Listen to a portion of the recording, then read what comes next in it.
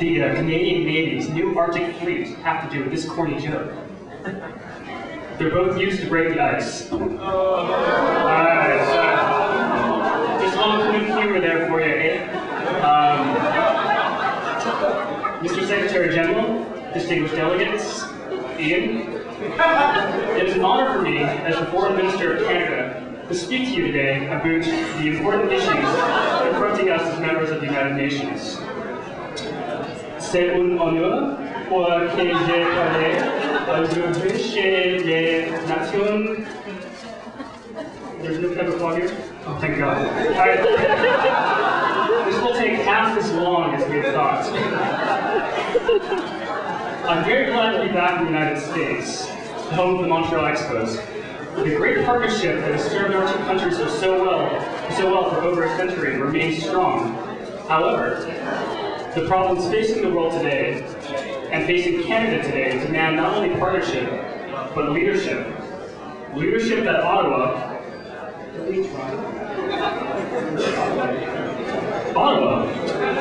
our capital, can deliver. While we value our friendship, Canadian interests may diverge from American interests, and this government shall pursue them with the independence befitting a proud, sovereign state, no matter whose queen we have on our money. From this day forward, Canada is more than America's hat. America might even be Canada's shoe. Well, nonetheless, while pursuing this independent course, Canada remains an active member in the world's greatest multilateral institutions. NATO remains strong. NAFTA brings economic gains to all three North American states.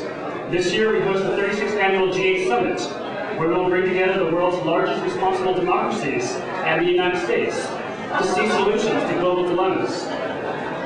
Canada has historically played a leading role here at the UN. A Canadian law professor wrote the first draft of the Universal Declaration of Human Rights. A Canadian diplomat proposed the first UN peacekeeping force. And since then, the Canadians have contributed to more peacekeeping missions than any other member states. We shall continue to do so.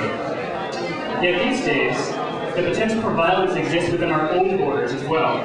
And I'm not just talking about lacrosse. Counterterrorism remains a top priority for Canadian security policy. According to the Canadian Security Intelligence Service, the other CSIS, terrorists are abusing Canada's friendly immigration and welfare laws. Recently, they've moved from significant support roles, such as fundraising and procurement, to actually planning and preparing terrorist acts for the Canadian territory. We're improving our cooperation between CSIS and the Royal Canadian Mounted Police internally, as well as cooperation internationally to tackle this threat. With that in mind, Canada remains committed to Afghanistan. Afghanistan was the launching pad of Al-Qaeda attacks against the West, and the reemergence of a failed or Taliban-governed state would once again make Afghanistan a safe haven for terrorism.